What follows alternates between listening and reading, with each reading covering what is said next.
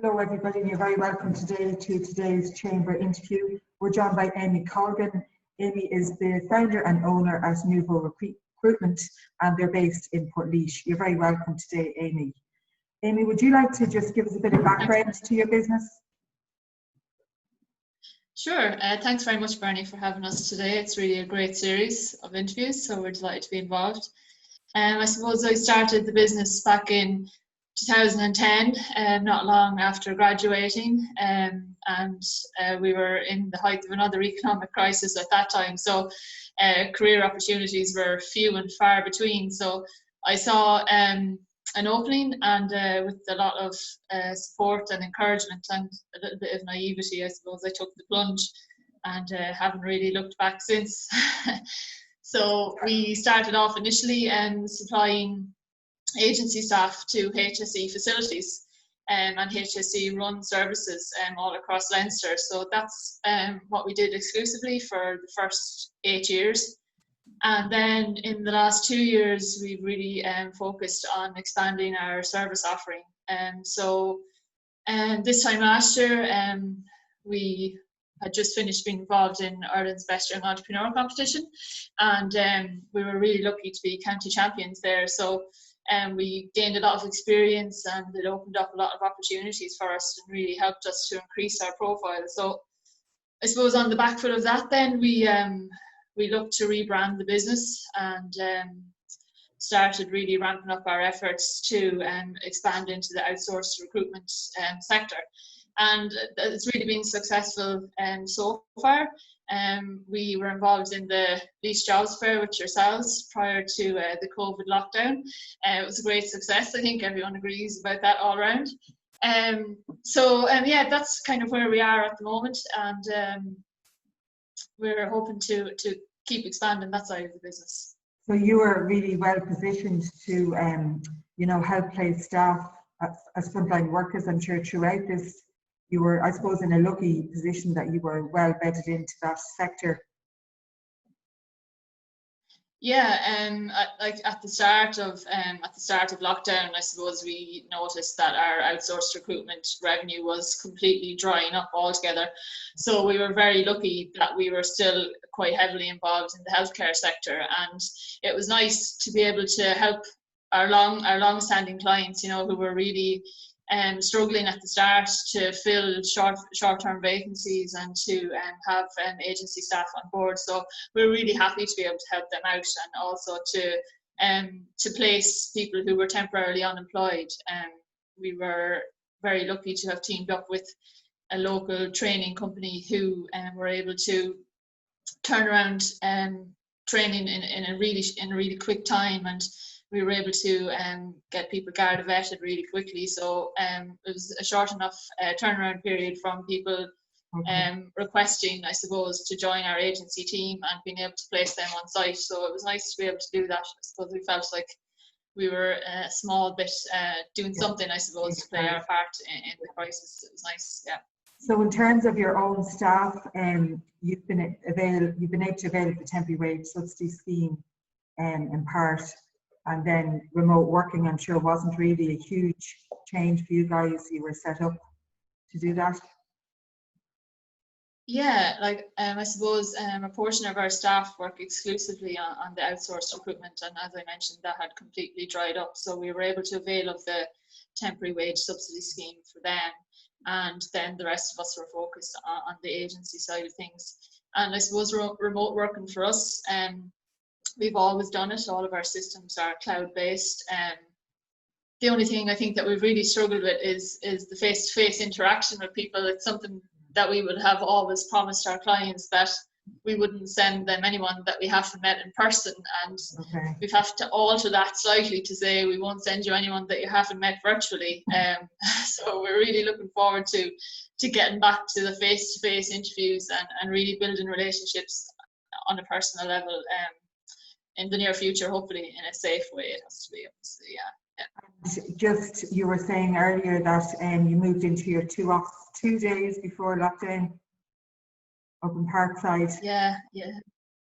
Yeah, we moved up to Parkside. It's something that we've been working on since Christmas time, and so renovations were a little longer than expected, but they were all completed 2 days before lockdown. So just as we were moving in, we started to move out again. So Okay. just in the last couple of weeks, I suppose our whole team has been back together in the office, and it's really nice to have a fresh start, come Yeah. back somewhere, that's freshly painted and everything is all new again. So it feels like a fresh start again. It's And nice. that is a great location. I know I'm often sitting in traffic there myself, so it's actually really, it'll give you profile, hopefully, moving forward. Yeah, our previous office was up 2 flights of stairs and we had absolutely no visibility at all. So it's a big change to be on a ground floor, to have such a high profile here, visibility wise, and to actually see people walking past windows. It's great. So there seems to be nice interest, which Yeah, is well, which is always encouraging. yeah. So in terms of, you also mentioned that during, when you're a bit quieter at the start, you retrained and you're kind of planning to add more value to your existing suite of services. Yeah, so I suppose it's always been something that I felt really strongly about, is providing value to our clients.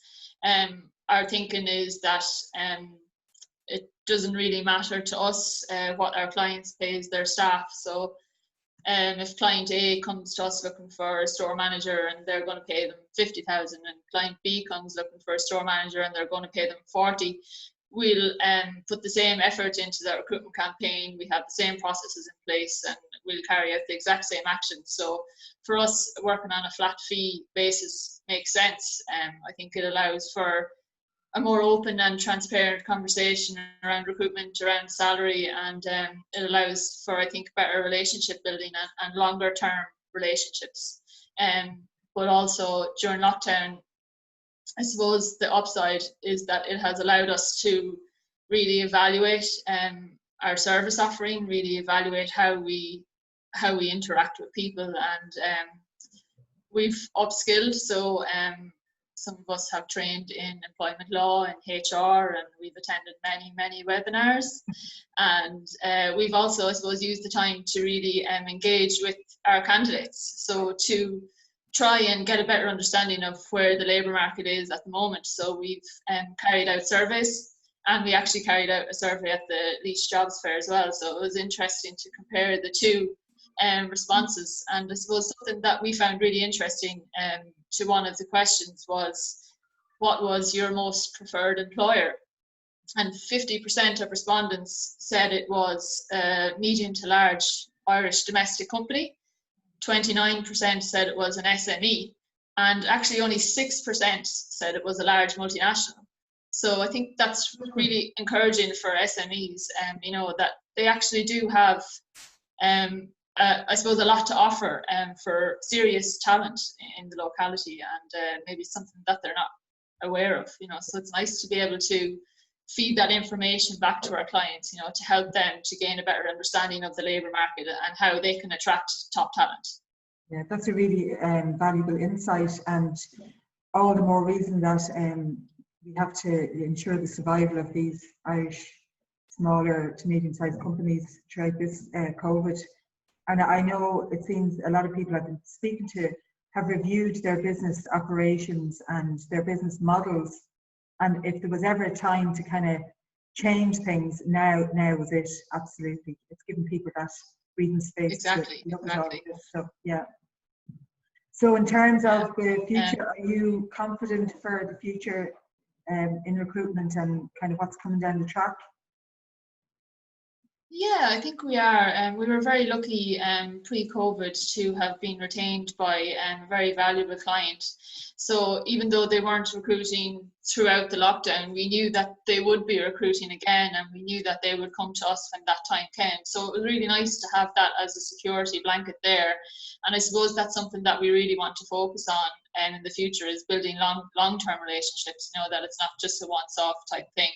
And I think the fact that we're offering value to our potential clients means that really can be an option. We've had a number of clients down through the years, some clients that we've worked with from the very beginning, so I think it's really about relationship building now. It's, I suppose, partially about survival, but I think we've placed ourselves well in the marketplace that we can survive and thrive, I think, in the coming months and years. Something that we'll focus on is maybe competing for government tenders. So it's quite a long process, and I imagine it will take some time before we actually win one, but if we have one by the end of the year, it'll be huge for us, so that's kind of where we're going in the next couple of months and years. Okay, well, I suppose if you're not in for these things, you have no chance of ever gaining them, so I know they are a long process. Exactly, yeah. But look, it's great to hear you so positive and the outlook looking good, and that you've moved into your new office, so it's a fresh start, and really looking forward to meeting you at a Chamber Network event at some point in the near future. Not sure how that'll look, or what we haven't really established fully, what the members are kind of really looking for and what they'll be happy to do. So we need to assess all of that. And thanks again for taking the time out today to talk to us. Thanks very much, Bernie. Thank you. Talk to you soon. Thank you. Yeah. Bye.